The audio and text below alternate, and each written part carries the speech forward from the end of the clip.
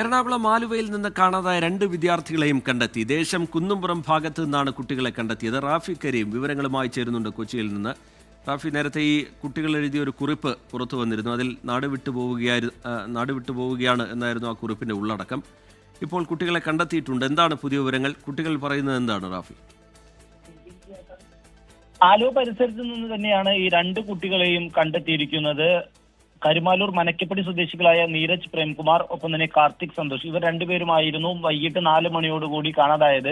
പിന്നീട് ഇവർക്കായി കുടുംബവും ഒപ്പം തന്നെ നാട്ടുകാരും പോലീസും തിരച്ചിൽ ആരംഭിച്ചിരുന്നു. ഇതിന് പിന്നാലെയാണ് വീട്ടിൽ നിന്ന് കുട്ടികൾ എഴുതി വച്ചൊരു കുറിപ്പ് കിട്ടുന്നത്. തങ്ങളെ അന്വേഷിക്കേണ്ട, നാട് വിട്ടു പോവുകയാണ് എന്നായിരുന്നു ഈ കുറിപ്പിലുണ്ടായിരുന്നത്.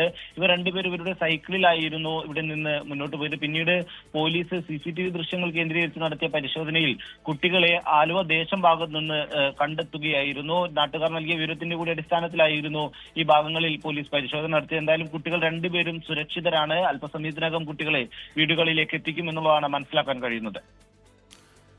ശരി, റാഫി കരീം കൊച്ചിയിൽ നിന്ന് വിവരങ്ങൾ പങ്കുവെക്കുകയായിരുന്നു. ലോകത്തെവിടെയായാലും ഏത് സമയത്തും 24 വാർത്തകളും ഓഗ്മെന്റഡ് റിയാലിറ്റി പാക്കേജുകളും എക്സ്പ്ലെയിനറുകളും വിശദമായി കാണാൻ ഞങ്ങളുടെ യൂട്യൂബ് ചാനൽ നിങ്ങൾക്ക് സബ്സ്ക്രൈബ് ചെയ്യാം.